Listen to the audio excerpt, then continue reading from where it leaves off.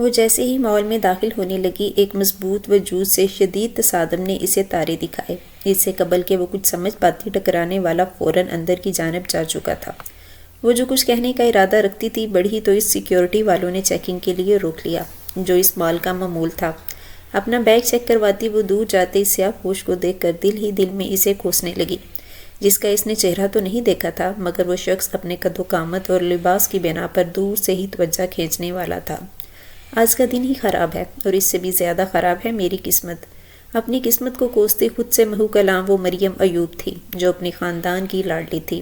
باپ کی موت کے بعد ماں اور بہن بھائیوں کے لاڈ پیار نے جہاں اسے خود پسند سا بنا دیا تھا، وہیں اس کا منہ پھٹ عادت سے سبھی گھبراتے تھے۔ پچھلے 3 سالوں سے وہ اپنے باپ کے دوست کے بیٹے سے منسلک تھی، مگر یہ رشتہ خاص ارینجڈ تھا۔ دونوں ہی لوگوں کی اس رشتے میں کوئی خاص دلچسپی نہ تھی۔ مریم کے خاندان میں لوگ اس سے بات کرنے سے قبل سوچتے تھے، کیونکہ وہ منہ پر مات مار دینے کی عادی تھی۔ ایسا نہیں تھا کہ وہ ناحق بولتی تھی، مگر وہ کسی کا لحاظ بھی نہیں رکھتی تھی اور قدرے خود پسند تھی، مگر وہ جانتی نہ تھی کہ اس کی یہ عادت آج اسے کس مشکل سے دوچار کرنے والی ہے۔ پورے خاندان میں صرف ایک شخص تھا جس کے سامنے مریم ایوب خاک ہو جاتی تھی، وہ تھا اس کا جان سے پیارا بھانجا احمد، جس کی آج سالگرہ تھی۔ وہ صبح سے تیاریوں میں لگی ہوئی تھی اور تھکان کے باعث خاص چڑچڑی ہو چکی تھی۔ سونے پہ سہاگا سامان کی لسٹ میں سے کچھ چیزیں غیر موجود تھی، جس نے اسے مزید بدمزہ کیا۔ اس نے خود ہی مال جا کر وہ چیزیں لانے کا ارادہ کیا، یہ نہ جانے بنا کہ آج اس مال میں اس کی آمد اس کی زندگی کو کون سا رخ دینے والی تھی۔ انٹرس پر ہونے والا یہ تصادم اس کی زندگی کو بدل کر رکھ دینے والا تھا۔ اس سے انجان وہ فقط خود سے ٹکرانے والے شخص کو دل ہی دل میں برا بھلا کہتی بیکری کی جانب بڑھی تھی۔ اپنا مطلوبہ سامان لے کر وہ تیزی سے باہر آئی تاکہ بل ادا کر کے فوراً گھر واپس جا سکے، مگر بیکری سے نکلتے ہوئے ایک بار پھر اس کا تصادم اسی شخص کے ساتھ ہوا تھا۔ وہ حیرت سے سامنے کھڑے شخص کو دیکھ رہی تھی، جس نے ایک حیرت بھری نگاہ اس پر ڈال کر اپنے ہاتھوں سے گرنے والے سامان کو دیکھا تھا جو فرش پر پڑا ہوا تھا۔ آئی ایم سوری، وطن معذرت کرتا، بلکہ برائے نام معذرت کرتا وہ ایک بار پھر وہاں سے جا چکا تھا، اور مریم ایک بار پھر کچھ نہ کہہ پائی تھی۔ اب کی بار وہ کچھ دیر کو اس شخص کی پرسنالٹی میں کھو گئی تھی، اور یہی بات اسے مزید جھنجھلاہٹ کا شکار کر رہی تھی۔ وہ شخص اب ارد گرد گردن گھماتا تیزی سے برقی سیڑھیوں کی جانب بڑھا تھا۔ عجیب سلسلہ ہے، اسے پورے مال میں ٹکرانے کے لیے میں ہی ملی ہوں۔ وہ بڑبڑاتی نیچے اپنا سامان اٹھا کر بل ادا کرنے کے لیے کاؤنٹر کی جانب گئی، جب اس کی بہن کی جانب سے آئی ہوئی کال میں اس نے احمد کے سالگرہ کے ڈریس کی شرٹ کے جل جانے کی بری خبر اسے سنائی تھی۔ مریم کا دل چاہا وہ اپنا سر پھوڑ لے۔ وہ شرٹ تو اس نے احمد کی فرمائش پر خاص طور پر اس کی سالگرہ کے لیے خریدی تھی، اور اب اس کی بہن کتنے آرام سے اس شرٹ کے جل جانے کی اطلاع اسے دے رہی تھی۔ کچھ دور اپنی بہن کے ساتھ الجھنے کے بعد وہ احمد کے لیے نئی شرٹ لینے کے لیے مال کے تیسرے فلور پر جانے کی نیت سے لفٹ کی جانب آئی۔ وہ لفٹ میں داخل ہوئی تو لفٹ میں اس کے علاوہ 4 لوگ اور بھی تھے۔ لفٹ تیسری منزل پر رکی اور وہ اپنا بیگ سنبھالتی جیسے ہی لفٹ سے باہر نکلی، ایک بار پھر سامنے سے وہی شخص آتا دکھائی دیا۔ یہ اتفاق تو ہرگز نہیں ہو سکتا۔ مریم کے اندر غصے کی ایک لہر دوڑی۔ اسے لگا وہ شخص اس کے تعاقب میں ہے، مگر وہ اب کی بار اسے جانے نہیں دینا چاہتی تھی۔ 2 بار وہ اس سے شدید بری طرح ٹکرایا تھا۔ مریم کو اپنے سامنے کھڑا گورتا دیکھ کر اب کی بار وہ شخص بھی چونکا تھا، اور وہ پہلی بار اس نے قدرے غور سے سامنے کھڑی اس لڑکی کو دیکھا تھا۔ وہ پیاری سی نازک اندام سی لڑکی اسے کھا جانے والی نظروں سے گور رہی تھی۔ وہ یقیناً ان دونوں کے ٹکرائے جانے پر برہم تھی، اور کیا وجہ تھی، یا شاید وہ سوچ رہا تھا جب اس کے کان میں لگی ڈیوائس سے آتی آواز نے اسے متوجہ کیا۔ سامنے کھڑی لڑکی کو نظر انداز کرتا وہ وہاں سے پلٹنے لگا تھا جب اس لڑکی کی آواز نے اس کے قدموں کو زنجیر کرنے کے ساتھ بہت سے لوگوں کو اس کی جانب متوجہ کیا۔ ہیلو مسٹر، آپ کا پرابلم کیا ہے؟ یہ تیسری مرتبہ آپ مجھ سے ٹکرا چکے ہیں۔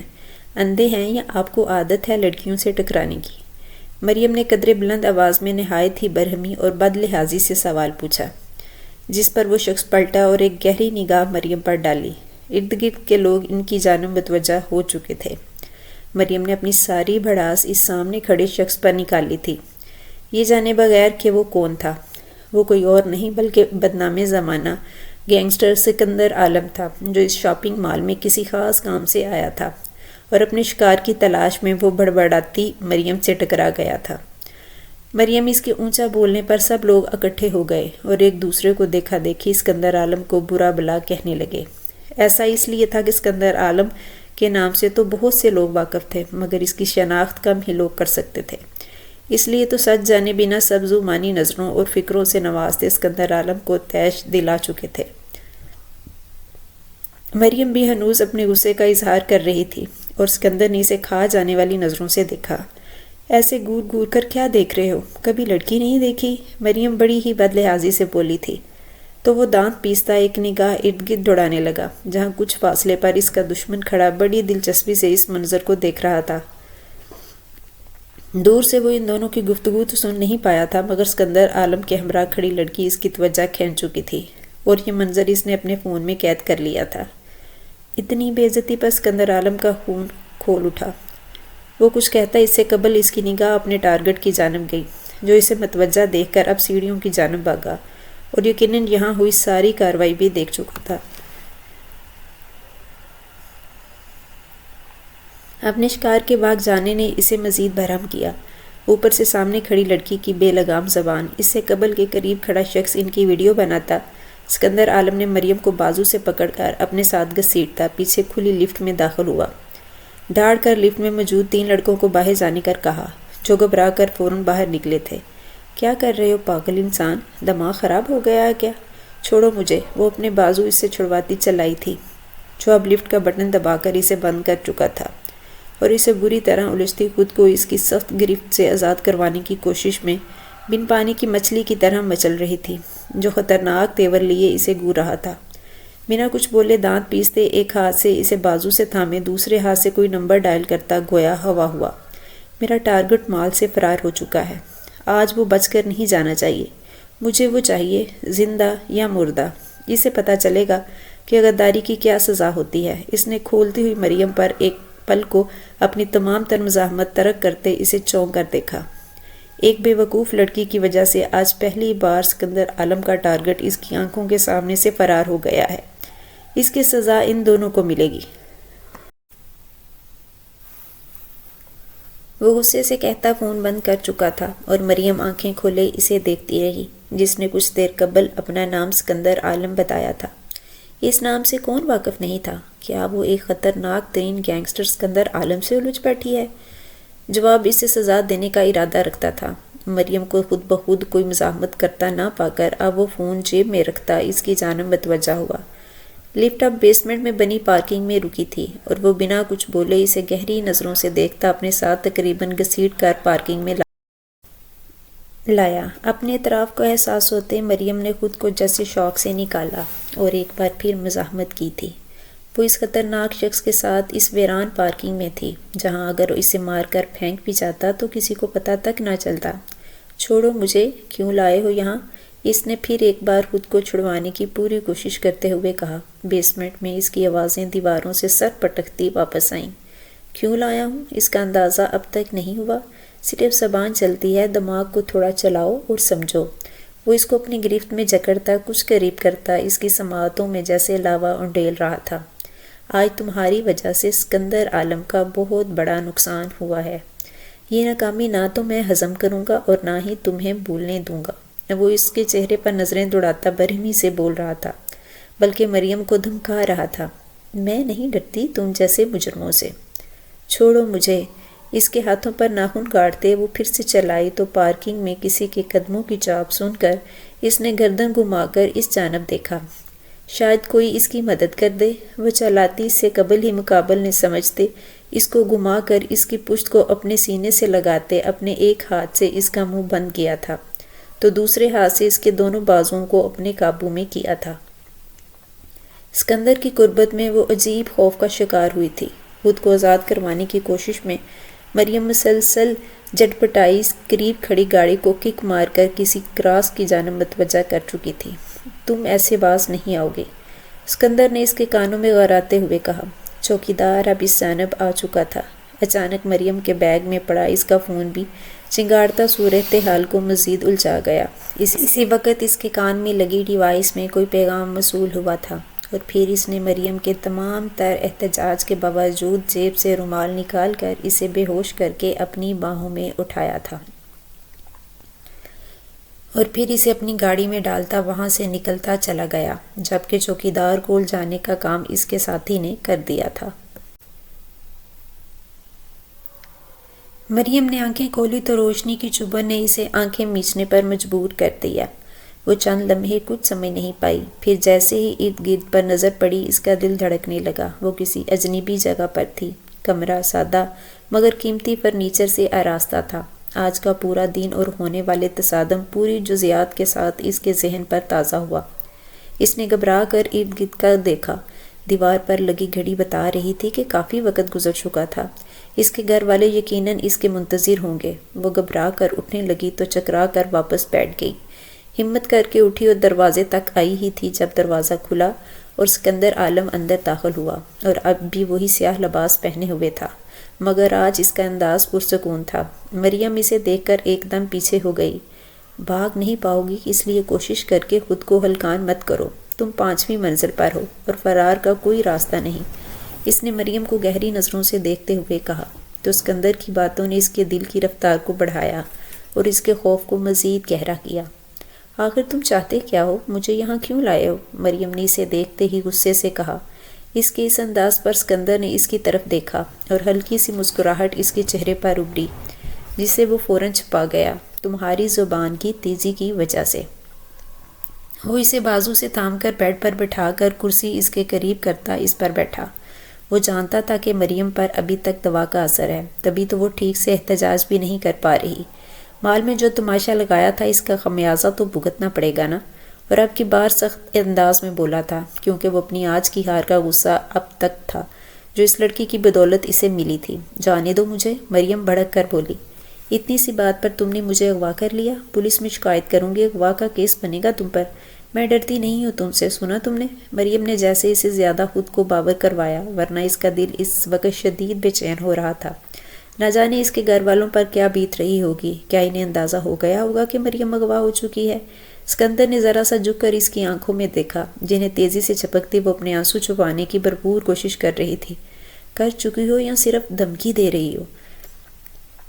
وہ مستفر ہوا اور پھر اپنی جیب سے مریم کا موبائل نکالا جو پورے راستے بجتا اس کا ضبط آزماتا رہا تھا۔ یہ رہا تمہارا فون، یہاں سگنلز نہیں ملیں گے، اس نے فون اس کے قریب بیڈ پر پھینکتے ہوئے کہا۔ مریم نے فون اٹھایا جس پر کافی دیر قبل اس کے گھر والوں کی بہت ہی مسڈ کال تھی۔ اس کا دل پھر سے باہر آیا۔ ویسے جانتی ہو کہاں ہو اور میں کون ہوں؟ اس کے ماتھے پر بل ڈالے استفسار کیا۔ تم ایک بہت بڑے مجرم ہو، سب جانتے ہیں تم کون ہو، سکندر عالم۔ تم پر درجنوں کیسز ہیں۔ وہ بڑبڑائی، آواز میں خوف کے ساتھ ساتھ نفرت کا عکس نمایاں تھا۔ ہوں، اور تمہاری بدقسمتی کہ تم آج مجھ سے ٹکرا گئیں۔ سکندر نے جانچتی نظروں سے اسے دیکھتے سر ہلایا۔ یہاں کیوں لائے ہو مجھے؟ تمہاری بے عزتی کی، تمہارا ٹارگٹ ٹوٹ گیا، اس لیے مجھے یہاں قید کر کے اپنی بے عزتی کا بدلہ لینے چاہتے ہو؟ مجھے مار دو، یہی کرتے ہو نا تم؟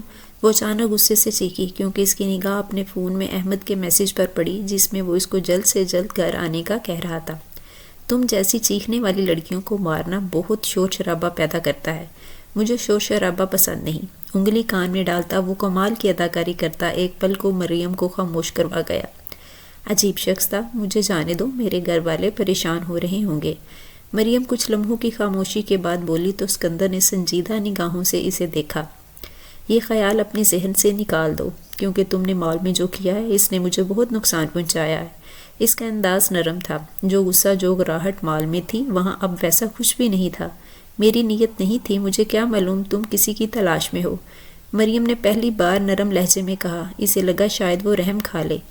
نیت کا فائدہ صرف خدا دیتا ہے، سکندر نہیں۔ وہ اٹھا اور دروازے کی طرف بڑھا۔ جب تک مجھے یقین نہ ہو جائے کہ تم خاموش رہو گی، تم یہیں ہو، سوال ہی پیدا نہیں ہوتا۔ میں جس دن یہاں سے نکلی ساری دنیا کے سامنے تمہیں بے نقاب کروں گی، مریم نے چلا کر کہا تو ایک بار پھر دلکشی سے مسکرا دیا۔ یعنی تم کبھی میری قید سے آزادی چاہتی ہی نہیں؟ مریم کی جانب دیکھ کر مسکرا کر ذو معنی انداز میں کہتا مریم کو ایک بار پھر لاجواب کر گیا۔ پھر وہ پلٹا اور باہر نکل گیا اور دروازہ اس کے پیچھے بند ہوا۔ مریم بیڈ پر بیٹھی رہ گئی۔ وہ خوفزدہ تو تھی مگر اتنی ہی الجھی ہوئی تھی۔ یہ شخص چاہتا کیا تھا؟ مجھے ابھی تک زندہ کیوں رکھا ہے؟ گھر والے میرے بارے میں کیا سوچ رہے ہوں گے؟ اس نے گھڑی کی جانب پھر دیکھا جہاں شام ڈھل کر اب رات کی سیاہی میں بدل رہی تھی۔ شاید اس کی زندگی میں بھی اتنی ہی سیاہی بر دی گئی تھی۔ مریم کی غیر موجودگی اور فون نہ اٹھانے پر گھر والوں کی پریشانی اب شدت اختیار کر چکی ہے۔ سبھی پریشان تھے۔ سالگرہ کی سجاوٹ اور کھانے کا سامان ویسے ہی پڑا تھا۔ ماحول بے حد سنجیدہ اور بوجھل سا تھا۔ ہر تھوڑی دیر بعد سب کی نظریں دروازے کی طرف اٹھ جاتی، مگر پھر مایوسی سے لوٹ آتی۔ ریحانہ بیگم قرآن پاک کی تلاوت کے بعد اب اپنی بیٹی کی واپسی کے لیے دعاگو تھی۔ چہرہ فکر مندی سے زرد ہو چکا تھا۔ جوان بیٹی کا یوں اچانک سے منظر سے غائب ہو جانا کہاں معمولی بات تھی۔ فون بن جا رہا تھا اس کا، بیٹری ختم ہو جاتی ہے، سمجھ آتی ہے، مگر اتنے گھنٹے ہو گئے کوئی اطلاع نہیں۔ اور پھر مریم کبھی اتنی غیر ذمہ دار نہیں تھی۔ مریم کا بڑا بھائی عمار موبائل ہاتھ میں لیے پیشانی مسلتا پریشانی کے عالم میں ٹہل رہا تھا۔ مریم کی بڑی بہن زینب صوفے پر بیٹھی احمد کو مسلسل بہلانے کی کوشش میں تھی، مگر خود رو دینے کے قریب تھی۔ اس کے مطابق مریم کو مال اسی کی وجہ سے جانا پڑا تھا۔ احمد جو مریم کا لاڈلا تھا وہ شدید سہما ہوا تھا۔ مما، خالہ کب آئیں گی؟ وہ تو کہہ رہی تھی کیک بھی وہی لائیں گی، اس نے افسردگی سے پوچھا، جسے اپنی سالگرہ پارٹی کینسل ہونے کا افسوس تھا۔ زینب نے احمد کو گود میں کھینچ کر سینے سے لگایا، آنکھوں میں نمی تیر رہی تھی۔ خالہ بھی آئیں گی بیٹا، تھوڑا سا لیٹ ہو گئی ہیں بس، اس نے بیٹے کو تسلی دی، مگر دل کہہ رہا تھا کہ اس کی بہن کسی مشکل میں ہے۔ ریحانہ بیگم نے کانپتے ہاتھوں سے اپنا دوپٹہ درست کیا۔ میں کہتی ہوں پولیس والوں کو اطلاع دے دو عمار، اب وقت ہو چکا ہے، رات گزر گئی تو۔ وہ کپکپاتے لہجے میں بولی، مگر بات مکمل کرنے کی ہمت نہ تھی۔ عمار نے ایک تھکی ہوئی نگاہ ماں پر ڈالی۔ امی، ہو سکتا ہے کسی دوست کے ہاں چلی گئی ہو، زینب نے دھیمی آواز میں کہا۔ دوست کے ہاں؟ بغیر بتائے؟ اور دن میں 3 بار تم سے الجھنے والی مریم ایسے غائب ہو جائے گی؟ عمار کا ضبط اب جواب دے گیا۔ مجھے کچھ ٹھیک نہیں لگ رہا، میں جا رہا ہوں اسی مال میں جہاں وہ گئی تھی، عمار نے فیصلہ کن انداز میں کہا اور باہر نکل گیا۔ ریحانہ بیگم نے سر تھام لیا۔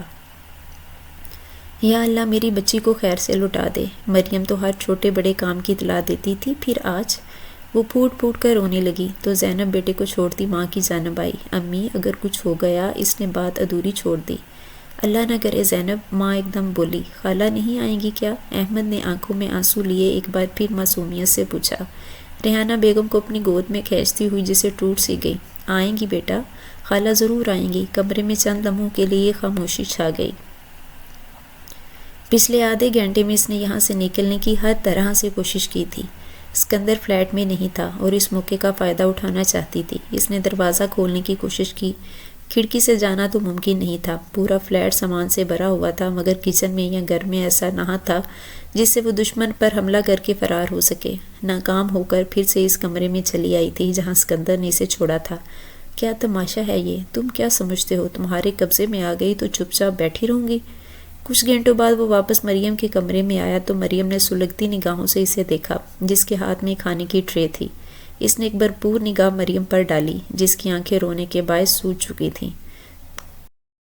تمہیں کچھ کہنے کی ضرورت نہیں، بس یہ کھانا کھا لو، ویسے بھی بھوکی شیرنی زیادہ خطرناک ہوتی ہے اور میں مزید آج جھگڑا نہیں چاہتا۔ اسکندر کا انداز ہلکا پھلکا تھا جس نے مریم کو حیران کیا۔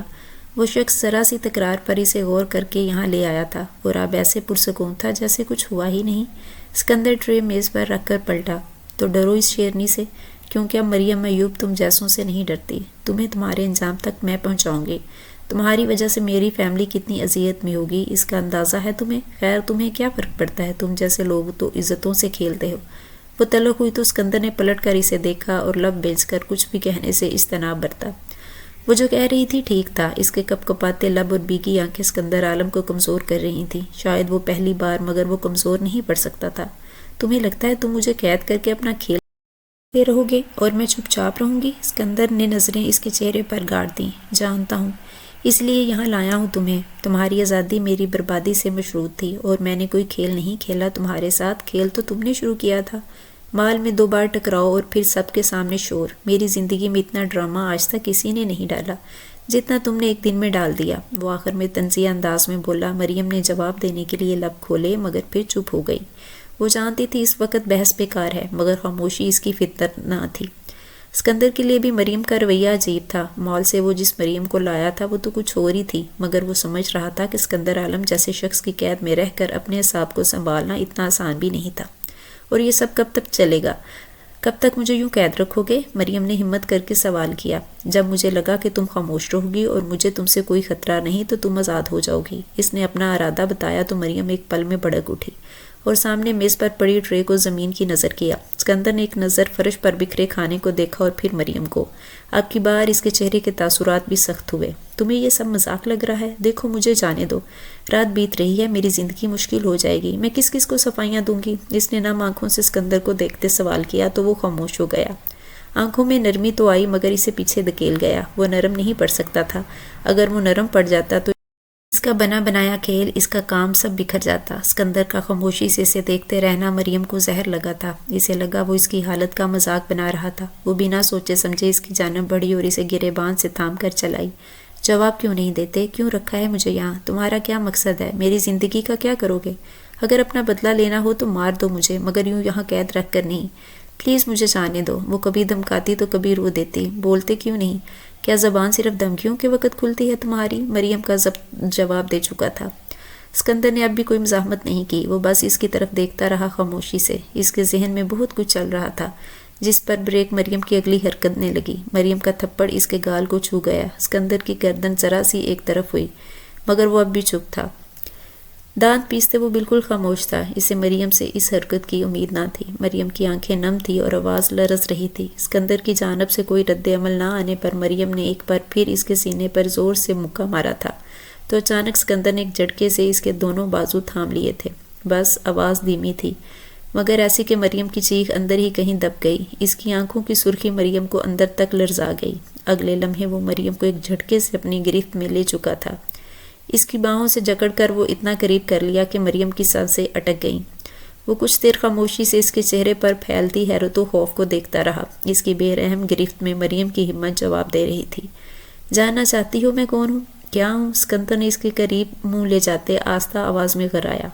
اس کا لمس مریم کو انگاروں جیسا محسوس ہو رہا تھا۔ تو کان کھول کر سنو اور اچھے سے سمجھو، میرے صبر کو غلطی سے بھی میری کمزوری نہ سمجھنا۔ یہ خاموشی طوفان سے پہلے کا سناٹا ہے۔ یہاں خاموشی سے کچھ وقت گزار کر صحیح سلامت اپنے گھر جا سکتی ہو، ورنہ اغوا ہوئی لڑکیوں کے ساتھ میرے جیسے لوگ کیا کرتے ہیں اندازہ تو ہوگا ہی۔ جب میں ایسا کچھ نہیں کر رہا تو مجھے اکساؤ مت۔ اس کی بات کے معنی سمجھتی مریم کی آنکھوں میں خوف اتر آیا۔ اسے لگا زمین کھسکنے لگی ہو۔ وہ پہلی بار اسکندر کی آنکھوں میں ایسا کچھ دیکھ رہی تھی جو الفاظ سے پرے تھا۔ یہی چاہتی تھی نا کہ میں پلٹ کر جواب دوں؟ تو لو، یہ ہوں میں، غور سے دیکھو اور اچھے سے سمجھو۔ اس کا چہرہ تھوڑی سے تھامتے اپنی جانب موڑ کر کہا۔ اسکندر نے اسے اتنا سختی سے پکڑا نہیں تھا کہ تکلیف ہو، مگر اتنی طاقت سے ضرور کہ مریم کی ساری بغاوت لمحہ بھر کو منجمد ہو گئی۔ اپنی کمر پر اس کا لمس اور بے انتہا قربت اور اس کی باتیں مریم کی جان ہوا ہو کر رہ گئی تھی۔ اب اگر دوبارہ ہاتھ اٹھایا تو یاد رکھنا، میں انسان ہوں، فرشتہ نہیں۔ مریم کی سانسیں بے ترتیب ہو چکی تھی۔ اسکندر کی نگاہیں اتنے پاس سے اب اس کے چہرے پر گردش کرتی اسے گھبراہٹ کا شکار کر رہی تھیں۔ پھر اچانک وہ اسے چھوڑ کر پیچھے ہٹا تو اس کی گرفت سے آزادی پاتی وہ چند قدم پیچھے ہٹی اور دیوار سے جا لگی، جبکہ اسکندر پلٹ کر کمرے سے نکل گیا۔ دروازہ بند ہوا تو کمرے میں صرف مریم کی دھڑکنوں کی آوازیں باقی رہ گئیں۔ وہ دیوار سے لگی وہیں بیٹھتی چلی گئی۔ آج کی رات مریم کی زندگی میں کون سی تاریکی لے کر آنے والی تھی؟ اسے سوچتے سوچتے مریم کی روح کانپ رہی تھی۔ کچھ دیر قبل اسکندر کا جو رویہ اس نے دیکھا تھا اور جو خوف وہ اس کے اندر انڈیل کر گیا تھا، اس نے مریم کو مزید کچھ کرنے کے قابل نہیں چھوڑا تھا۔ یہ خیال کہ اگر وہ مریم کے ساتھ بھی وہی کچھ کرتا جو اغوا ہوئی لڑکیوں کے ساتھ کیا جاتا ہے تو وہ کیا کرتی؟ اچانک بجلی کڑکی اور ساتھ ہی بادلوں کے گرج کر برسنا شروع کر دیا۔ وہ اٹھ کر کھڑکی کی جانب چلی گئی۔ کھڑکی سے باہر دیکھتی مریم اپنی سابقہ اور آنے والی زندگی کو سوچ رہی تھی۔ اسے بارش بہت پسند تھی۔ گرج چمک والا موسم اس کا پسندیدہ تھا اور آج وہ یہاں قید تھی۔ اچانک دروازہ کھلا اور اس نے اسکندر کو اپنی پشت پر آتا محسوس کیا۔ اس کے اندر خوف نے انگڑائی لی۔ رات کے اس پہر اس کے یہاں آنے کا مقصد کیا تھا؟ ڈرتے ڈرتے نگاہ ترچھی کر کے دیکھا تو ایک بار پھر ٹرے میں کچھ کھانے کی چیزیں لائے اس کے کمرے میں رکھ چکا تھا۔ باہر کی دنیا بھیگ رہی تھی اور میں یہاں ایک مجرم کے ساتھ بند ہوں۔ اس نے سرد لہجے میں کہا، تو وہ گہرا سانس لے کر اس کے مقابل آن رکا اور سنبھل کر کچھ فاصلے پر ہوئی۔ مجرم کہہ رہی ہو، تم نے میرے بارے میں جانا ہی کیا ہے؟ اسکندر نے کسی روم میں بیٹھتے سوال کیا۔ جتنا اخبار اور نیوز بتاتے ہیں وہی کافی ہے، مریم نے اسے دیکھتے جواب دیا۔ کبھی کبھی جو کچھ کہا جاتا ہے وہ سچ نہیں ہوتا، اسکندر نے کھڑکی کی طرف دیکھتے کہا۔ تو مریم نے اس کے چہرے کو دیکھا، وہاں کچھ دیر قبل والا غصہ اب نہیں تھا۔ تو اندر کا سچ کب دکھاؤ گے؟ مریم نے ناسمجھی سے سوال کیا۔ جو کچھ اسکندر عالم کے بارے میں سن رکھا تھا اس کے مطابق اسے مریم سے اتنی نرمی سے پیش آنا نہیں چاہیے تھا۔ اس نے مال میں تماشا بنایا تھا، اس کا ٹارگٹ مس کروا دیا اور اس پر ہاتھ اٹھایا، اسے برا بھلا کہا۔ اسکندر خاموش ہو گیا، جسے لمحہ بھر کو الجھ گیا ہو، پھر دھیرے سے بولا، تمہیں جتنا جاننا ضروری ہے اتنا ہی جانو، باقی نہ تمہارے لیے محفوظ ہے اور نہ میرے لیے۔ مریم کی آنکھوں میں لمحہ بھر کا خوف اور تجسس ایک ساتھ جھلکنے لگا۔ اس کی نظروں کے سوالوں سے نگاہیں چراتا وہ پلٹ گیا۔ کچھ کھا لو، شام سے بھوکی ہو، وہ کہہ کر باہر نکل گیا۔ وہ صوفے پر سکڑی سمٹی بیٹھی تھی، نیند آنکھوں سے کوسوں دور تھی، اس نے کھانے کو ہاتھ تک نہیں لگایا تھا اور اب بھوک کے مارے نیند نہیں آ رہی تھی۔ اسی وقت دروازہ آستگی سے کھلا۔ اسکندر کے ہاتھ میں ایک کمبل تھا۔ کمرے میں اے سی زیادہ تیز ہے، تمہیں سردی لگ رہی ہوگی، اسکندر نے کہا تو مریم چونکی۔ اسے تو ٹھنڈ کا احساس تک نہیں ہوا تھا، اس کا ذہن کچھ سمجھ ہی نہیں رہا تھا۔ اتنا خیال رکھنے والا مجرم کم ہی دیکھے ہیں۔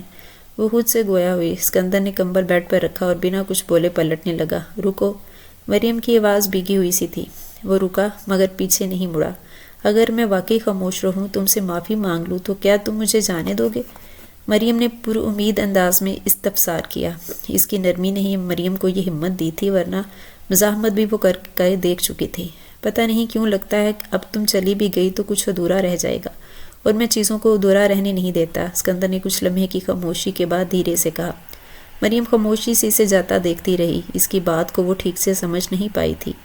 نہ جانے وہ شخص کبھی کبھی اتنی الجھی باتیں کیوں کرتا تھا۔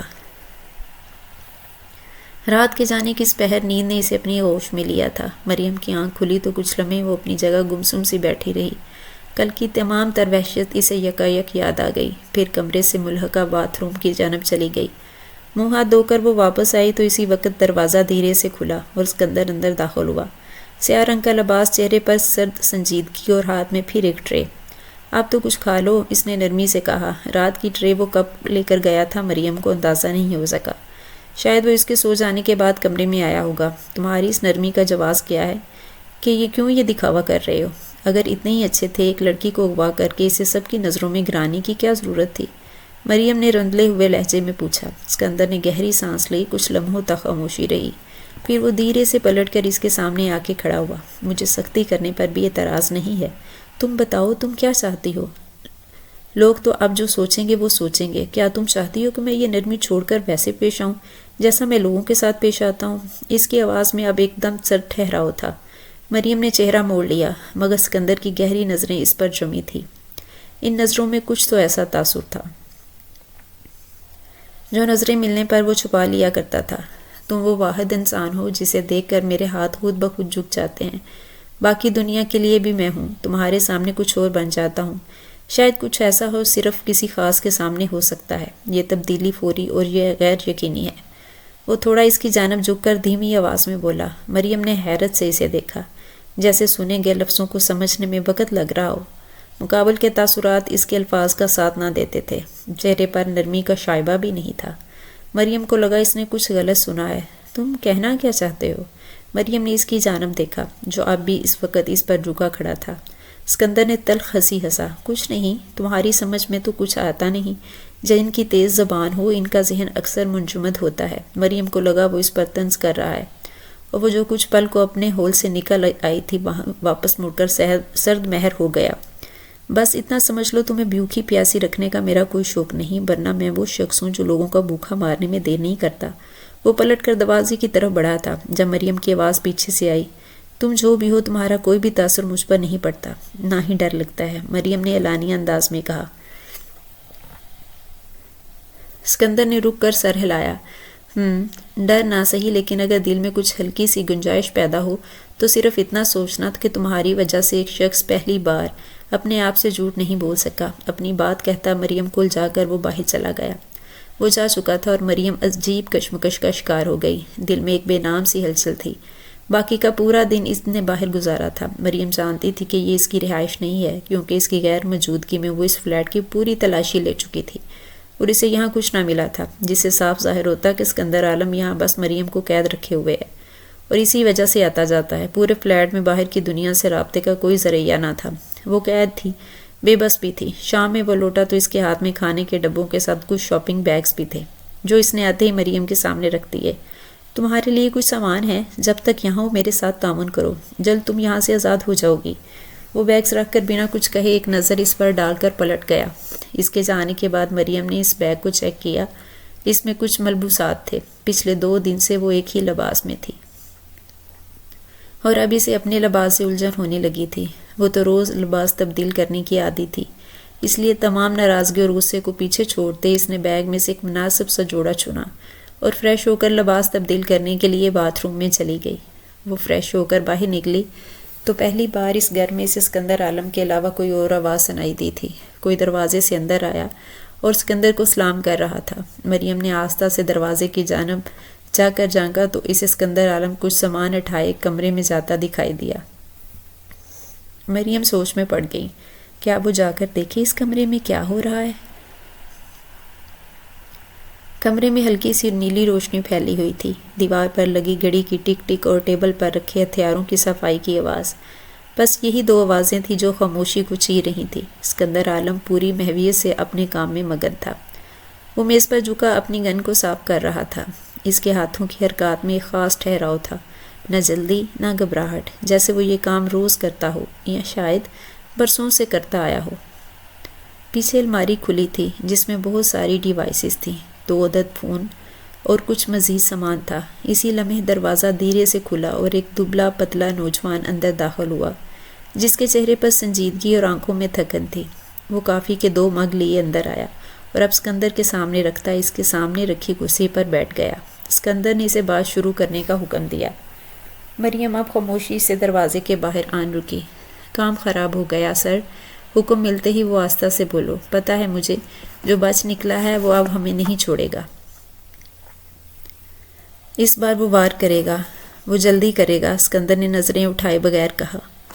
اور وہ لڑکی؟ نوجوان نے ہچکچاتے ہوئے پوچھا تو مریم کے کان کھڑے ہوئے۔ اسکندر نے رائفل کی نالی صاف کرتے کرتے لمحہ بھر کو رک کر گہری سانس لی۔ اسے محفوظ رکھنا ہے ہر قیمت پر، وہ آہستگی سے بولا تو باہر کھڑی مریم نے الجھ کر اسے دیکھا۔ لیکن سر وہ تو آپ پر، نوجوان کی آواز ہر مریم حال میں لوٹی، مگر اس کی بات مکمل ہونے سے قبل اسکندر نے اچک لی۔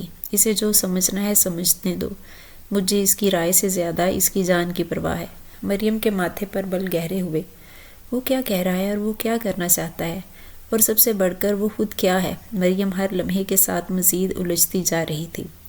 وہ لڑکی یہاں نہ ہوتی تو شاید آج وہی کرتا جو دنیا سمجھتی ہے، یا جو مجھے کرنا چاہیے تھا، مگر اب کچھ بدل گیا ہے، اسکندر نے رائفل کا ایک اور پرزہ جوڑتے ہوئے کہا۔ پھر اس کی نظریں ایک لمحے کو رکی، اور وہ جو بچ نکلا ہے اسے اب جینے کا حق نہیں۔ یہ کھیل ختم کرنا ہے، ایک بار ہمیشہ کے لیے۔ بس پہلے مجھے وہ حاصل کرنا ہے جس نے مجھے روک رکھا ہے۔ اسکندر اب کی بار بولا تو اس کی آواز میں بلا کی سختی تھی۔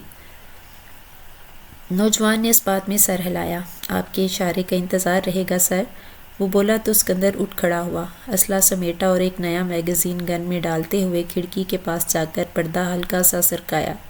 تیاری مکمل رکھو زاہد، اب اس کا کھیل کا کلائمیکس ہونے والا ہے، اگلی چال ہماری ہوگی اور آخری بھی۔ اس کے مبہم پیغام مریم کی سمجھ سے اوپر تھے، مگر زاہد نامی وہ نوجوان اچھے سے سمجھ رہا تھا۔ سر اگر وہ لڑکی بیچ میں آ گئی تو؟ اسکندر کی نظریں کھڑکی کے پار کسی دور ہوتی لائٹ پر جم گئیں۔ تب بھی وہ محفوظ رہے گی، چاہے مجھے اس کا دشمن ہی کیوں نہ بننا پڑے۔ اسکندر کی بات پر مریم کا دل عجیب سے انداز میں دھڑکا تھا۔ اب تم جاؤ زاہد، میرا آخری کام آج مکمل ہو جانا چاہیے۔ اسکندر کے حکم پر زاہد اپنی نشست سے اٹھا تو مریم بھی تیزی سے وہاں سے ہٹ گئی۔ وہ جو اپنے سوالوں کے جواب تلاشی وہاں تک آئی تھی، مزید سوالوں میں گری واپس اپنے کمرے میں بند ہو گئی، جو 2 دن سے اس کی جیل بنا ہوا تھا۔ مریم مریم، اپنے نام کی پکار وہ سن کر اٹھی تو اسکندر کو اپنے کمرے کی جانب جھکا دیکھ کر وہ گھبرا گئی۔ اس کے جھکے ہوئے چہرے پر وہی سنجیدگی، مگر آنکھوں میں ایک انجان سا سکون تھا۔ اسکندر اس کی گھبراہٹ سمجھتا پیچھے ہو گیا۔ گڈ مارننگ، وہ نرم مسکراہٹ کے ساتھ گویا ہوا۔ مریم کو وہ کل کی نسبت بہت فریش لگا تھا۔ اس نے جلدی سے خود کو کمفرٹر میں لپیٹا۔ کیوں آئے ہو یہاں؟ لہجہ محتاط تھا۔ اسکندر کچھ لمحے اسے دیکھتا رہا، پھر نگاہ چرائی اور پیچھے ہٹ گیا۔ مریم کے چہرے کے تاثرات دیکھ کر ہلکی مسکراہٹ اس کے لبوں پر پھیلی تھی۔ اٹھو، فریش ہو جاؤ، آج تمہاری آزادی کا دن ہے۔ مریم جیسے کچھ دیر سن ہی نہ سکی۔ کیا کہا تم نے؟ اسکندر نے اس کی طرف دیکھا جو بے یقین تھی۔ میں تمہیں گھر چھوڑنے جا رہا ہوں۔ اب کہ مریم کی آنکھیں کھل کر رہ گئیں، وہ جواب نہ دے سکی، بس اسے تکتی رہی۔ اسکندر کی بات سنائی دے چکی تھی، مگر دل یقین کرنے سے انکاری تھا۔ کیوں؟ وہ بولی بھی تو بات جس پر اسکندر نے چونک کر اسے دیکھا۔ مریم اس اغوا کا مقصد ہی سمجھ نہیں پائی تھی۔ وہ اسے کیوں لایا تھا؟ اسے سزا دیے بنا، اسے الجھا کر سوالوں میں دھکیل کر اب اچانک اسے واپس بھیجنے کی بات کر رہا تھا۔ اسکندر نے آہستہ سے مسکرا کر کہا، اب مجھے یقین ہو گیا ہے، مجھے تم سے کوئی خطرہ نہیں۔ اس کی بات رات سے برعکس تھی۔ وہ تو رات اسے محفوظ رکھنے کی بات کر رہا تھا اور اب کہتا تھا کہ اسے مریم سے کوئی خطرہ نہیں۔ اچانک کیوں یہ یقین آ گیا تمہیں؟ وہ کچھ کہنے لگا، پھر جیسے خود کو روک لیا۔ کچھ چیزیں وقت بتاتا ہے مریم، اور کچھ ایک نظر۔ بس کل رات کچھ ایسا ہوا ہے جو ہونا ضروری تھا۔ جو حاصل کرنا چاہتا تھا وہ حاصل کر لیا۔ اب میں اور تم محفوظ ہیں، یہی کافی ہے۔ مریم نے آنکھیں سکیڑ کر اسے دیکھا۔ تمہاری باتیں ہمیشہ ادھوری کیوں ہوتی ہیں؟ اسکندر ہنس دیا، جیسے اس سوال کا جواب اس کے پاس ہو بھی تو دینے کی اجازت نہیں۔ وہ مریم کو چپ چاپ دیکھتا رہا، پھر پلٹا اور دروازے کی طرف بڑھا۔ دروازے کے پاس پہنچ کر رک گیا۔ تم فریش ہو جاؤ، میں ناشتہ بھجواتا ہوں، وہ کہہ کر مریم کو حیران کرتا چلا گیا۔ مریم خاموشی سے اسے جاتا دیکھتی رہی۔ وہ آزاد ہو رہی تھی، اس بات کی جہاں خوشی تھی وہیں گھر والوں اور زمانے کے رد عمل کا خوف بھی تھا، اور ساتھ ہی ساتھ کچھ تھا جو دل میں بند ہو رہا تھا۔ اسکندر کی باتوں میں کچھ تھا تو وہ جو کچھ سمجھ نہیں پا رہی تھی۔ گاڑی سڑک پر دھیرے دھیرے رواں تھی اور اسکندر عالم کے ہمراہ فرنٹ سیٹ پر بیٹھی تھی۔ کھڑکی کے شیشے سے آتی ہوئی مریم کے بالوں کو ہولے سے ہوا چھو رہی تھی۔ اسکندر وقتاً فوقتاً اسے بھرپور نگاہوں سے دیکھ رہا تھا، مگر اس کا دھیان سامنے بیٹھے شخص کی خاموشی میں اٹکا تھا، جس کا چہرہ سپاٹ تھا، نظریں بظاہر سڑک پر مرکوز، مگر انداز جیسے وہ کچھ کہنا چاہتا ہو یا شاید کچھ نہ کہنے کی ضد پر ہو۔ مریم نے 2-3 بار سانس بھر کر خود کو روکا، مگر پھر آخر کار بول پڑی، تم کون ہو؟ اسکندر نے ایک لمحے کو اس کی طرف دیکھا، پھر واپس سڑک پر نظریں جمائیں۔ یہ سوال تو تم نے پہلے بھی کیا تھا، تب جواب گول کر گئے تھے، اب جا رہی ہوں تو کم سے کم سچ بول دو۔ گینگسٹر ہو یا کوئی بہت بڑے اداکار ہو، کیونکہ جو اسکندر عالم میں نے آج تک خبروں میں سنا پڑھا تھا وہ اسکندر عالم تو کوئی اور ہی تھا۔ مریم نے اپنی الجھن کو لفظوں میں بیان کیا۔ اسکندر کی ہنسی بے آواز تھی۔ تمہیں جو سچ اچھا لگے وہ مان لو، میں کسی سچ کا پابند نہیں، وہ دو ٹوک انداز میں بولا۔ یہ کوئی جواب نہیں، مریم نے ضدی انداز میں کہا۔ گاڑی کچھ لمحوں تک خاموشی سے چلتی رہی، پھر اسکندر بولا، یہ جو کچھ ہوا تمہارے ساتھ یہ صرف اتفاق نہیں تھا، مگر تمہیں اس سے الگ رکھنا ضروری تھا، اس لیے میں نے وہ سب کیا جو تمہیں برا لگا۔ اسکندر نے آدھی ادھوری بات بتائی، گویا اس کی بدگمانی کو کچھ کم کرنا چاہا۔ مریم نے حیرت سے اس کی طرف دیکھا۔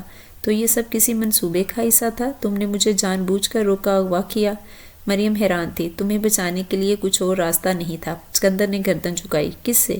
اس نے مختصر سوال کیا، مگر ایک طویل جواب دینا چاہتی تھی۔ اس شخص سے جس کے تعاقب میں دن رات مال آیا تھا۔ اسکندر نے جواب دیا، مجھے تمہاری کہانی پر اعتبار نہیں۔ مریم نے گردن موڑ کر کہا، آ جائے گا، وہ بولا تو مریم نے نہ سمجھی سے اسے دیکھا۔ تمہیں تو بچا لیا مگر خود بچ نہیں پایا۔ اس نے ٹھنڈی سانس بھری۔ مریم کا ماتھا شکن آلود تھا۔ تم بس عجیب ہو، تمہاری ہر بات ادھوری، ہر جملہ اشاروں میں، ایسا لگتا ہے جیسے تمہاری زبان پر قفل ہے اور دل میں کوئی بات ہے جسے تم چاہتے ہو کر بھی بیان نہیں کرنا چاہتے۔ مریم کی بات سن کر اسکندر نے گاڑی ایک سنسان جگہ کنارے لگائی اور مریم کی طرف مڑا۔ اس کی آنکھوں میں پہلی بار ایک ٹھہراؤ سا تاثر تھا، یعنی لفظوں کے۔ مریم نے بے ساختہ نظریں چرائیں۔ دل میں جنگ ہو بھی تو اس کا مطلب یہ نہیں کہ سپاہی اپنی ڈیوٹی چھوڑ دے۔ تمہیں واپس لے جا رہا ہوں، مگر اپنی لڑائی ابھی باقی ہے۔ ایک اور مبہم جملہ، مگر نظروں کے تاثر سے مریم نے آنکھیں چرائیں۔ اور اگر میں کبھی جاننا چاہوں کہ تمہارا سچ کیا ہے تو وہ جو دنیا کہتی ہے یا وہ جو میں نے پچھلے 3 دنوں میں دیکھا۔ مریم نہیں جانتی تھی کہ اس نے یہ سوال کیوں کیا۔ وہ جو تم نے دیکھا وہ میرا سچ تھا، مگر میری دنیا جھوٹ پر قائم ہے، اور دنیا میں میری حقیقت وہ ہے جو دنیا کہتی ہے۔ اسکندر نے ہمیشہ کی طرح ایک بڑا ہی غیر واضح جواب دیا۔ اس نے گاڑی واپس چلا دی اور باقی کا راستہ دونوں نے خاموشی سے گزارا۔ مریم کو اس کے گھر کے باہر اتارتے وہ زن سے گاڑی بگا کر لے گیا۔ مریم ڈرے ڈرے قدم اٹھاتی گھر کے اندر جانب بڑھی تھی۔ دروازے پر بیل کے ساتھ ہی فوراً دروازہ کھلا تھا، یوں جیسے اندر والے کسی کی آمد کے منتظر تھے۔ مریم کو سامنے دیکھ کر اس کی ماں اس سے لپٹ گئی تھی، اور پھر زینب، احمد اور عمار بھی باری باری سے ملے۔ آج سب سے ملتی مریم شدید رو رہی تھی، اور وہ سبھی لوگ اسے تسلی دے رہے تھے۔ کافی دیر غم غلط کرنے کے بعد مریم کچھ سنبھلی تھی۔ اسے سب کا برتاؤ کچھ عجیب لگا تھا۔ کوئی سوال نہیں کر رہا تھا اور نہ ہی کچھ جاننے کا تجسس۔ ماں، وہ میں ابھی کوئی بات نہیں، جاؤ اور آرام کرو، کچھ دیر فریش ہو جاؤ، پھر کھانے پر بات کریں گے۔ مریم کا ہاتھ تھام کر محبت بھرے لہجے میں کہتی وہ مریم کو حیران کر رہی تھی۔ لیکن مجھے بات کرنی ہے آپ لوگوں سے بھائی۔ وہ اپنے بھائی عمار کی جانب بڑھی، جو اسے دیکھ کر فقط مسکرا دیا۔ گڑیا، ابھی بس آرام کرو، ماں نے کہا نا ہم لنچ پہ بات کریں گے۔ عمار کی جانب سے بھی ویسا ہی رد عمل پا کر مریم نے ناسمجھی سے دیکھا تو وہ نظریں چرا گیا۔ یہ کیسا خاندان تھا جن کی بیٹی 3 دن سے بلکہ 3 راتوں گھر سے باہر تھی، اور انہیں ایک بار بھی یہ نہیں پوچھا تھا کہ وہ کہاں ہے اور کس حال میں تھی۔ یہ کیسا بھائی ہے جس کے ماتھے پر ایک شکن بھی نہ تھی، بلکہ وہ تو مطمئن تھا اور اس کے آتے ہی اسے آرام کرنے کا کہہ رہا تھا، نہ کہ یہ کہ اس کے اغوا کار کے خلاف کوئی قدم اٹھاتا۔ مریم بری طرح الجھ گئی۔ اس نے نظریں بہن کی جانب پھیری، جو بے ظاہر اسے کچھ بتانا چاہتی تھی مگر کچھ کہہ نہ پائی۔ وہ نظریں چراتی کچن کی جانب گئی۔ جاؤ بیٹا، آرام کرو اور پریشان مت ہو، مریم کی بات نے اسے الجھن میں پڑتے ہوئے کہا۔ پھر سے کہا اور الجھی ہوئی نظر بیٹے پر ڈالی۔ مریم شکستہ قدم اٹھاتی اپنے کمرے کی جانب چلی گئی۔ اس کا لاڈلا احمد صوفے پر بیٹھا کھلونے سے کھیلتا بڑی ہی دلچسپی سے دیکھ رہا تھا۔ مریم کمرے میں آئی تو اسے ایک سکون کا احساس ہوا، مگر اپنے گھر لوٹنے پر بھی وہ خوش نہیں ہو پا رہی تھی۔ اس کے خاندان کا رد عمل اس کے لیے عجیب تھا۔ نہ کوئی خاندان ایسا ہو سکتا ہے، اغوا ہوئی بیٹی کے 3 دن بعد لوٹے آنے پر ایسا رد عمل۔ اسے تو لگا تھا ایک ہنگامہ برپا ہوگا، لوگ اس سے سوال پوچھیں گے، اس پر فکریں کسیں گے، مگر یہاں تو کچھ ایسا بھی نہیں تھا۔ اس کی وجہ کیا تھی اسے جاننا تھا۔ پچھلے 3 دنوں سے اس کی دنیا بدل دی تھی۔ پہلے وہ عجیب مبہم جملوں والا شخص اور اس کے ذو معنی نظریں، اور اب اس کے خاندان کے ایسا عجیب برتاؤ۔ خالہ، احمد آہستہ سے دروازہ کھولتا اندر آیا تو مریم نے اسے اپنے پاس بلایا اور اپنے سینے سے لگایا۔ آپ کہاں چلی گئی تھی خالہ؟ میں نے آپ کا بہت انتظار کیا۔ احمد کے سوال پر مریم کی نظریں نم ہوئیں۔ پورے گھر میں ایک احمد ہی تھا جس نے اس کی غیر موجودگی کے متعلق سوال کیا تھا۔ آپ کیوں رو رہی ہیں خالہ؟ احمد نے سوال کیا۔ کیونکہ تمہارے علاوہ شاید کسی نے مجھے مس نہیں کیا، مریم نے آنسو پوچھتے ہوئے مسکرا کر کہا۔ نہیں، سب نے آپ کو بہت مس کیا۔ جب آپ گم ہو گئی تھی تو ماما اور نانو بہت روئی تھی، ماموں نے آپ کو بہت ڈھونڈا تھا، وہ پولیس کے پاس بھی جانے لگے تھے، پھر انہیں ایک کال آئی تھی، اس کے بعد وہ ماما اور نانو کے ساتھ کمرے میں چلے گئے، اس کے بعد انہوں نے کہا کہ آپ جلدی واپس آ جائیں گی۔ احمد نے بتایا تو مریم کے کان کھڑے ہوئے۔ کس کی کال آئی تھی تمہیں پتہ ہے؟ مریم نے احمد کا چہرہ تھامتے پوچھا۔ نہیں، پر اس کے ماموں کا غصہ ختم ہو گیا، وہ نانو اور ماما کے ساتھ نانو کے کمرے میں چلے گئے۔ مجھے ماما نے روم میں بھیج دیا تھا، مگر میں نانو کے کمرے سے باہر آیا تھا تو میں نے ماموں کو کہتے سنا تھا کہ وہ آپ کو صحیح سلامت لوٹا دے گا، بس ہم یہ بات باہر نہ نکلنے دیں۔ احمد نے بتایا تو مریم کے لمحوں میں ساری بات سمجھ آ گئی، یعنی اسکندر نے ہی اس کے گھر کال کر کے انہیں دھمکایا تھا، وہ اسے لٹا دے گا بشرطے یہ کہ یہ بات باہر نہ نکلے، یعنی کہ پولیس تک نہ جائے۔ تبھی وہ کہہ رہا تھا کہ جب تک اسے یقین نہیں آتا مجھے اس سے کوئی خطرہ نہیں، وہ مجھے ذات نہیں کرے گا، تو اس کا مطلب وہ میرے گھر والوں کو دھمکاتا رہا ہے، اور مجھے لگا وہ اتنا برا انسان نہیں ہے جتنا سب اسے سمجھتے ہیں، وہ تو ایک نمبر کا بلیک میلر ہے۔ اسکندر کو سوچتے مریم نے خود سے کہا، مگر اپنا اگلا قدم اٹھانے کا فیصلہ وہ لے چکی تھی۔ کھانے کی میز پر سبھی خاموش بیٹھے تھے۔ مریم کی نظروں کے سوال نظر انداز کرتے وہ سبھی کھانے کی جانب متوجہ تھے۔ بھائی، مجھے پولیس میں رپورٹ کروانی ہے، مریم نے موقع دیکھ کر بات کا آغاز کیا۔ کیوں؟ کیا ضرورت ہے؟ اگر سب آرام سے ہو گیا ہے، تم بحفاظت ہمارے پاس واپس آ گئی ہو تو کوئی ضرورت نہیں بات بڑھانے کی، عمار نے برہمی سے کہا۔ کیسے بھائی ہیں آپ؟ اس شخص نے 3 دن آپ کی بہن کو اغوا کیے رکھا، اور آپ سے یہ نہیں ہوا کہ پولیس میں ایک رپورٹ کروا دیں کہ اتنی غیر ضروری ہوں میں آپ کے لیے؟ مریم جلتے جانتے پوچھنے کہا تھا۔ ایسی کوئی بات نہیں ہے، سب تمہارے لیے فکر مند تھے، مگر وہ خاموش ہو کر عمار کو دیکھنے لگی، جس کی آنکھوں میں کوئی اشارہ کیا تو وہ خاموش ہو گئیں۔ وہ شخص آپ کو بلیک میل کرتا رہا ہے، آپ کو ڈراتا دھمکاتا رہا، میری عزت کے بدلے اس نے آپ سے پولیس میں نہ جانے کی بات کی، یہی نا؟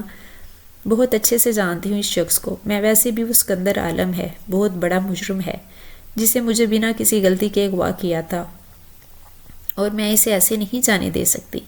آپ لوگوں کو اس سے ڈر لگتا ہے تو لگے، مگر مجھے اس سے ڈر نہیں لگتا۔ میں اس کے خلاف پولیس میں ضرور رپورٹ کرواؤں گی، مریم ضدی انداز میں بولی۔ چھوڑ دو، ان سب کا کوئی فائدہ نہیں ہے، پولیس میری رپورٹ کروا لو یا سوشل میڈیا میں اس کے خلاف کمپلین چلا لو، تم اس کا کچھ نہیں بگاڑ پاؤ گی۔ تم تو 3 دن اس کے ساتھ رہ کے آئی ہو نا، اندازہ ہو گیا ہوگا وہ کتنے اثر و رسوخ والا شخص ہے۔ ابھی اس بات کو اچھال کر اپنی اور ہماری عزت کو کیوں خراب کرنا چاہتی ہو؟ عمار نے سخت لہجے میں کہا تو مریم خاموشی سے اسے دیکھتی رہی۔ یہ اس کا بھائی تھا جو اس پر جان چھڑکتا تھا، جو اس کی ہر بات غلط کو برداشت کر جاتا تھا، اور اسے ایسی بات کیسے کر سکتا تھا؟ یقین نہیں آ رہا تھا۔ بھائی کیا آپ ایسی بات کر سکتے ہیں؟ مریم نے سر نفی میں ہلایا۔ مریم دیکھو، میں جو کچھ بھی کہہ رہا ہوں ہماری اور ان سب کی بھلائی کے لیے کہہ رہا ہوں، پلیز اس واقعے کو چھوڑ دو، اس بات کو نہ اچھالا جائے، اسی میں ہم سب کی بھلائی ہے۔ مانتا ہوں کہ تم 3 دن گھر سے باہر رہی ہو، لیکن تم بالکل محفوظ ہو، اس شخص نے تمہیں کوئی نقصان نہیں پہنچایا۔ جو بات دبی رہی ہے تم جانتی ہو، اگر یہ بات ہمارے خاندان میں یا ہمارے محلے میں نکل گئی تو کتنی بدنامی ہوگی۔ وہ اسکندر عالم ہے، اسے تو فرق نہیں پڑے گا، مگر ہم سب کس کس کو جواب دیں گے، کس کس کو بتائیں گے مریم کہ تم جیسی گئی تھی ویسی لوٹ کے آئی ہو؟ تو یہ دھمکیاں دیتا رہا ہے وہ شخص آپ کو، میری عزت کو ہتھیار بنا کر اس نے آپ سب کے منہ بند کر دیے ہیں۔ آپ نہیں چاہتے نا کہ میں پولیس میں رپورٹ دوں، ٹھیک ہے، لیکن اس شخص کے خلاف ثبوت اکٹھے کروں گی، میں اس شخص کو دنیا کے سامنے بے نقاب کروں گی، میں اسے جانے نہیں دے سکتی۔ اس کی ہمت کیسے ہوئی میرے گھر والوں کو یوں دھمکانے کی؟ مریم نے غصے سے کہا۔ ابھی کچھ وقت کے لیے خاموش ہو جاؤ مریم، پھر جو چاہے وہ کر لینا، عمار نے اب کی بار آستگی سے کہا۔ تو مریم کچھ سوچتی خاموش ہو گئی۔ اگلے چند ماہ سب معمول پر آ چکا تھا، مگر مریم کے ذہن میں اسکندر عالم محو نہیں ہوا تھا، اور نہ ہی اسکندر عالم کے ذہن سے مریم۔ وہ آج مہینوں بعد زینب کے ہمراہ اسی مال میں آئی تھی۔ یہاں آتے ایک بار پھر اس شخص کی مبہم اور الجھی ہوئی باتوں نے اسے پریشان کر دیا تھا۔ وہ تھوڑی سی شاپنگ کر کے لوٹ آئی تھی، زینب نے اس کا بجھا بجھا رویہ نوٹ کیا تھا۔ وہ دونوں بہنیں گھر پہنچی تو لانچ میں بڑے بڑے ٹوکریوں کے ڈبے اور کچھ عروسی ملبوسات سجے پڑے تھے، جنہیں دیکھ کر مریم چونکی۔ یہ سب کیا ہے امی؟ سب کچھ سمجھتے ہوئے بھی مریم نے سوال کیا۔ تمہارے سسرال سے آیا ہے، وہ لوگ جلد سے شادی کی تاریخ مانگ رہے ہیں، ریحانہ بیگم نے اسے آگاہ کیا۔ لیکن اچانک کیوں امی؟ مریم نے احتجاج کیا۔ اچانک نہیں ہے، 3 سال ہو گئے ہیں تم لوگوں کی منگنی کو، اب یہ سب تمہیں اچانک لگ رہا ہے، عمار نے اپنے کمرے سے برآمد ہوتے ہوئے کہا۔ لیکن بھائی، فار گاڈ سیک مریم، اس واقعے کو بھول جاؤ، جس نے کوئی نقصان نہیں کیا، بس ایک واقعہ تھا، ہوا اور ختم ہو گیا۔ زندگی میں آگے بڑھو، میکائل سے ملو، اس سے بات کرو، اپنی زندگی کے آگے پلان کرو تم لوگ۔ ایسے ایک واقعے کو پکڑ کر بیٹھ جانے سے زندگی مشکل ہو جاتی ہے۔ مریم عمار نے اس کا ذہن بھٹکانے کو کہا۔ تو وہ مجھے نہیں ملنا کسی میکائل سے، کہہ کر کچھ سوچتی ان چیزوں پر ایک نگاہ ڈالتی ہی اپنے کمرے کی جانب چلی گئی۔ عمار پریشان تھا کہ وہ میکائل سے کیا کہے گا، جس نے کچھ دیر قبل ہی مریم سے ملنے کو کہا تھا۔ رات کا پہر تھا، نیچے شہر کی روشنیاں خاموشی سے جل رہی تھیں، مگر ٹیرس پر اسکندر عالم کا چہرہ نور سائے میں ڈوبا تھا۔ وہ کرسی پر بیٹھا چھری سے سیب کاٹ رہا تھا، کچھ اس انداز میں جیسے وہ کوئی عام انسان ہو۔ اسی لمحے زاہد اس کی جانب آتا نظر آیا۔ سر، اسکندر نے سیب کا ایک ٹکڑا منہ میں ڈالا اور آنکھیں اٹھا کر دیکھا۔ بولو۔ معلومات آ گئی ہیں، لڑکی معمول کی زندگی میں لوٹ چکی ہے۔ زاہد کے ہاتھوں میں ایک موٹا لفافہ تھا۔ اسکندر نے آہستہ سے سر ہلایا جیسے وہ سب جانتا ہو۔ ایک اور خبر ہے، ذاتی نوعیت کی شاید، لڑکی کی منگنی ہو چکی ہے۔ زاہد کو جھجکتے ہوئے بولا۔ اسکندر کی چھری لمحہ بھر کو تھم گئی، پھر دوبارہ آہستہ سے حرکت میں آ گئی۔ زاہد نے جلدی رکھا۔ لڑکے کا نام میکائل ہے، فیملی فرینڈز ہیں اور ان کا نکاح اسی ہفتے ہونے والا ہے۔ دونوں خاندانوں کی طرف سے تحائف اور رسمیں شروع ہو چکی ہیں۔ اسکندر کی نظریں سیب پر مرکوز تھیں، مگر لبوں پر ہلکی سی دھیمی سی مسکراہٹ آ گئی۔ میکائل، اس نے جیسے خود سے کہا۔ جی، آپ جانتے ہیں اسے؟ زاہد نے چونک کر اس کی طرف دیکھا تو اسکندر نے سر ہلایا۔ نہیں، بس نام اچھا لگا۔ زاہد خاموش ہو گیا، مگر کچھ پوچھنے کی ہمت نہ ہوئی۔ اسکندر نے سیب کا آخری ٹکڑا منہ میں ڈالا۔ پھر کرسی سے اٹھتے ہوئے آستہ سے کہا، اس کے جو نصیب میں لکھا گیا ہے وہ اب اسی کی ہے، اور جو اسکندر عالم تھا وہ ایک گمشدہ باب، بس اب یہ کتاب بند کر دو۔ زاہد نے اس بات میں سر ہلایا اور جاتے جاتے رک کر بولا، سر اگر آپ چاہیں تو۔ زاہد، اسکندر نے نرمی مگر قطعیت سے اسے ٹوکا، تم میرے لیے پریشان مت ہو۔ زاہد پلٹ گیا، وہ لڑکی اس شخص کو نرم کر گئی تھی، وہ ایسا تو ہرگز نہ تھا، اس سے تو سب خوف کھایا کرتے تھے۔ وہ چھت کی ریلنگ کے قریب آیا، نیچے روشنیوں کی جھلک میں کہیں دور ایک چہرہ ابھرا۔ تم سلامت رہو، چاہے اسکندر عالم تمہارے قریب نہ ہو۔ وہ نظریں نیچے جمائے بولا، پھر آہستہ سے اپنے کوٹ کی جیب سے ایک نازک سی انگوٹھی نکالی جسے وہ تھامے کافی دیر تک خاموش رہا۔ عمار نے بہت طریقے سے میکائل کو سمجھا دیا تھا کہ مریم نے ملنے سے انکار کیا ہے، تو وہ سمجھ بھی گیا تھا، بلکہ اس نے عمار سے اسے فورس نہ کرنے کو کہا تھا۔ ہفتے بعد مریم ایوب اپنے تمام اعتراضات اور ماں کی ایموشنل بلیک میلنگ کے بعد میکائل سے نکاح کرنے کے لیے لال جوڑے میں سجی قہر ڈال رہی تھی۔ بارات آنے والی تھی، سبھی تیاریاں عروج پر تھیں، اور مریم بیٹھی یہی سوچ رہی تھی کہ نکاح کے فوراً بعد وہ میکائل کو اپنے اغوا کے بارے میں آگاہ کر دے گی، جس سے اس کی فیملی نے اسے منع کر رکھا تھا، مگر وہ کسی دھوکے میں نہیں رکھنا چاہتی تھی۔ اسکندر عالم آئینے کے سامنے کھڑا تھا، سفید کرتے پر ہاتھ پھیرتا وہ سیاہ واسکٹ کو ترتیب سے سیدھا کر رہا تھا۔ چہرہ آج بھی وہی سپاٹ اور سنجیدہ سا۔ فون بجا تو اس نے پہلی ہی کال پر اٹھا لیا۔ سب ٹھیک ہے سر، آج فوراً کال اٹھا لی؟ زاہد حیران ہوا۔ ہاں، جلدی میں تھا اس لیے۔ اسکندر نے ہلکا سا مسکرا کر آئینے میں اپنی شبیہہ کو دیکھا، جو کافی فریش لگ رہا تھا۔ کہیں جا رہے ہیں؟ حیرت بھرا سوال۔ بس ایک نکاح میں جا رہا ہوں، جواب نے اسے چونکا دیا۔ کس کا نکاح؟ زاہد نے حیران ہوتے ہوئے پوچھے۔ مریم ایوب کا۔ اسکندر نے واسکٹ کے بٹن بند کرتے نرمی سے کہا تو زاہد کی بولتی بند ہو گئی۔ آپ چاہ رہے ہیں اس کا نکاح دیکھنے؟ لہجہ جیسے شک میں لپٹا ہوا تھا۔ اسکندر نے آستگی سے گردن جھکائی۔ نہیں، میں نکاح کا کھانا جا رہا ہوں۔ اسکندر نے گھڑی دیکھی، اپنا کوٹ اٹھایا۔ وقت ہو چکا ہے، تاخیر مناسب نہیں، نکاح وقت پر ہونا چاہیے۔ اسکندر نے کہتے کال کاٹی تو اسی وقت دروازہ کھول کر اس کی ماں اندر داخل ہوئی۔ میکائل بیٹا چلو، دیر ہو رہی ہے، سجی دجی اس کی ماں اپنے بال سنوارتی کہنے لگی۔ چلیں۔ وہ مسکرا دیا۔ دل مریم کو ملنے کو بے چین تھا اور اس کے رد عمل کا خوف بھی تھا۔ نہ جانے وہ جذباتی لڑکی اسے دلہا کے روپ میں دیکھ کر کیا رد عمل کرے گی۔ وہ تو نکاح سے قبل ہی اسے مل کر سارا سچ بیان کرنا چاہتا تھا، مگر اس نے غصے میں انکار کر دیا، تو اس نے بھی سارے سچ کا خلاصہ کرنے کا فیصلہ شادی کے دن تک ملتوی کر دیا تھا۔ روایتی تقاریب کے بعد مریم ایوب اس کے نکاح میں دے دی گئی تھی، مگر اس نے ایک نگاہ غلط بھی اس کی جانب نہیں ڈالی تھی، یہاں تک کہ وہ رخصت ہو کر اس کے سنگ آ گئی تھی۔ کمرہ سجا ہوا تھا، پھولوں کی مہک ہوا میں بکھری تھی اور کمرے کی خاموشی میں صرف دل کی دھڑکنیں سنائی دے رہی تھیں۔ مریم سفید دوپٹے میں لپٹی بیڈ پر چپ چاپ بیٹھی تھی۔ اس نے ابھی تک نظریں نہیں اٹھائیں، نہ ماحول کو دیکھا نہ دلہا کو، جو آج اس کے پہلو میں بیٹھا اس کے سارے حقوق اپنے نام کروا چکا تھا۔ پھر گاڑی میں اس کے ہمراہ بیٹھی مریم نے اسے پھر یکسر نظر انداز کیا تھا۔ اگر دیکھ لیتی تو کچھ دیر بعد ملنے والے شوق سے شاید بچ جاتی۔ اس نے بھی ایک دو بار مریم کو مخاطب کرنے کی کوشش کی تھی، مگر مریم نے کوئی دھیان نہ دیا۔ کچھ دیر بعد مریم کی ساس کھانے کی ٹرے اٹھائے کمرے میں آئی۔ جو دلہن دن بھر کچھ کھا پی بھی نہ پائی تھی، اب بھی اس کا دل کچھ کھانے کو نہیں چاہ رہا تھا۔ کچھ دیر بعد دوبارہ آستگی سے دروازہ کھلا اور قدموں کی چاپ سنائی دی۔ وہ آ گیا تھا۔ چند لمحے یوں ہی گزرے۔ مریم نے نگاہ تک نہ اٹھائی تھی، بس گردن جھکائے انگلیاں چٹکھاتے رہی۔ اب تو کچھ کھا لو۔ مانوس لہجہ، مانوس آواز۔ مریم نے جھٹکے سے سر اٹھایا تو سامنے کھڑے شخص کو دیکھ کر حیران ہوئی۔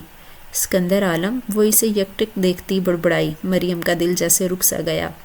وہی جملہ، وہی آواز، وہی ٹھہراؤ۔ اس کی سانس حلق میں اٹک گئی۔ اس نے آستگی سے نظریں اٹھائیں۔ پردے کے پار سے جیسے ہر چیز دھندلی ہو گئی تھی، بس ایک چہرہ واضح تھا، اور وہ جو چہرہ وہ لاکھ بھولنا چاہتی تھی مگر بلا نہ سکی تھی۔ نظریں جیسے منجمد ہو گئی تھی۔ تم؟ لفظ لبوں سے بے مشکل نکلے۔ جی میں۔ وہ مسکرایا۔ مریم بے یقینی سے اپنی جگہ سے اٹھ کھڑی ہوئی۔ یہ سب کیا ہے؟ مریم کو اچھے سے یاد تھا کہ اس نے نکاح کے وقت میکائل کے لیے قبول ہے کہا تھا، مگر یہ شخص میکائل کیسے ہو سکتا تھا؟ اسکندر نے ایک گہرا سانس لیا۔ آرام سے بیٹھو، پھر بتاتا ہوں۔ وہ سلجھو انداز میں آگے بڑھتے کہنے لگا جب وہ بدک کر پیچھے ہوئی، خبردار مجھے سارا سچ بتاؤ۔ مریم کے ماتھے پر بل ڈالے غصے سے کہا تو وہ ہار مانتا سامنے صوفے پر بیٹھ گیا۔ میں میکائل، تمہارا 3 سالہ پرانا مگیتر، تم وہ میکائل ہو جس نے کبھی اس رشتے میں دلچسپی نہیں رکھی۔ مریم نے تلخی سے اس کی بات کاٹی۔ اپنے کام کی وجہ سے پچھلے 4 سالوں سے میں اسکندر عالم کی زندگی جی رہا تھا۔ ایسے میں کسی رشتے میں دلچسپی یا کسی کو اپنی ذات سے منسلک کرنا ناممکن تھا۔ اس نے سنجیدگی سے بتانا شروع کیا۔ سچ کیوں چھپایا مجھ سے؟ وہ برہم تھی۔ کبھی کبھی کچھ سچ چھپانے پڑتے ہیں۔ میرے کام کا تقاضا تھا کہ سچ نہ کہا جائے، اور تمہاری حفاظت بھی تو اولین ترجیح تھی۔ کس سے حفاظت؟ یہ بات تم پہلے بھی کہتے آئے ہو۔ مریم زچ ہوئی۔ میرے دشمنوں کو لگتا ہے کہ تم میرے ساتھ تھی۔ تمہیں جانے دیا تو تمہاری جان کو خطرہ ہو سکتا تھا، اس لیے وہ سب کرنا پڑا، مگر تمہیں سچ بتا نہیں سکتا تھا۔ اسکندر کی بات کے جواب میں وہ بے یقینی سے اسے دیکھنے لگی۔ تم نے مجھے اغوا کیا تھا، مریم نے جیسے اسے یاد دلانا چاہا۔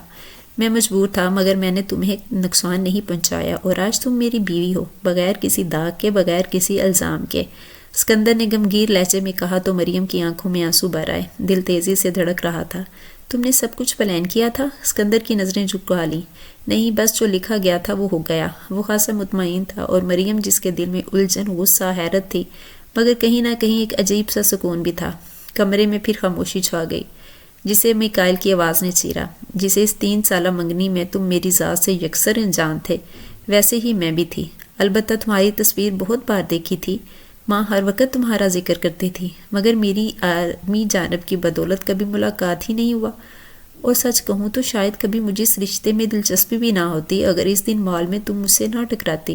دوسری بار ہونے والے ٹکراؤ میں میں اچھے سے پہچان گیا کہ تم کون ہو، اور پھر تیسری بار تم نے اچھا بلا ہنگامہ کھڑا کر دیا۔ اس وقت وہ شخص تمہیں میرے ساتھ کیمرے میں قید کر چکا تھا، بس اسی لیے تمہیں جانے نہیں دے سکتا تھا، کیونکہ ان کی نظر میں تم میرے ساتھ تھی، اور پھر تم اور میری تھی، مجھ سے منسلک، جس سے میں انجان رہا۔ مگر اب اور نہیں، میں تمہیں لے کر کوئی رسک نہیں لے سکتا تھا، اس لیے تمہیں اپنے فلیٹ پر لے گیا اور تمہارے گھر کال کر کے مائر کو ساری بات بتائی اور اپنی قبر کو سچائی سب بتانی پڑی۔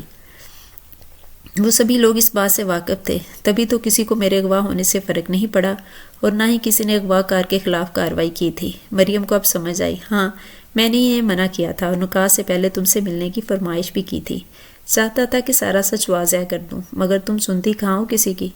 وہ مسکرا رہا تھا، بنا کوئی ندامت کے۔ تم نے مجھے دھوکے میں رکھا اور اب مجھ سے نکاح کر لیا، مگر کیوں؟ کیونکہ پہلی بار اپنی منگیتر کو سامنے دیکھ کر دل آ گیا تھا، اور پھر اسی وقت فیصلہ کر لیا تھا کہ جلد سے جلد اس بے خبر منگیتر کو اپنی بیوی بنانا ہے۔ یہ تو کام نپٹاتے نپٹاتے دیر ہو گئی، اور جس دن تمہیں گھر چھوڑا تھا اسی رات اس شخص کے فون سے تمہاری تصاویر مٹا دی تھی۔ اس نے آخر میں کندھے اچکاتے ہوئے ہلکے پھلکے انداز میں کہا۔ تو مریم اپنے بے وقوف بنائے جانے پر اب بھی خفا تھی۔ وہ وہیں کھڑی سے گور رہی تھی۔ ویسے اب چاہو تو مبارکباد دے سکتی ہو، وہ شرارتی انداز میں بولا تو مریم کو اس کا انداز بہت اچھا لگا، مگر وہ اتنی جلدی اسے جانے نہیں دینا چاہتی تھی۔ مریم نے پلکیں جھپکی۔ تم نے مجھے دھوکہ دیا، خفگی کا اظہار کیا گیا۔ نہیں، صرف تمہیں پورا سچ دیر سے بتایا۔ کیا اتنی چھوٹی بات پر ناراض ہونا بنتا ہے؟ وہ بے فکری سے بولا۔ چھوٹی؟ اغوا، پردہ پوشی، اور تم کہتے ہو یہ چھوٹی بات تھی؟ وہ دل ملائی۔ ارے تو اب تو سب ٹھیک کر دیا نا، اغوا کو نکاح میں بدل دیا، وہ مسکرا کر بولا تو مریم اسے گور کر رہ گئی۔ تمہارا اندازہ پہلے بھی برداشت سے باہر تھا، اب شوہر بن کر تو شاید اور بھی۔ وہ کہتے کہتے خاموش ہو گئی، جبکہ مقابل کے چہرے پر مسکراہٹ پھیل گئی۔ شوہر؟ اس نے اچانک چونکنے کی ایکٹنگ کی۔ تم نے مان لیا، بس یہی سننا تھا، وہ ہلکا پھلکا ہوتا کہنے لگا۔ میں مذاق نہیں کر رہی، وہ پھر دانت پیستی بولی۔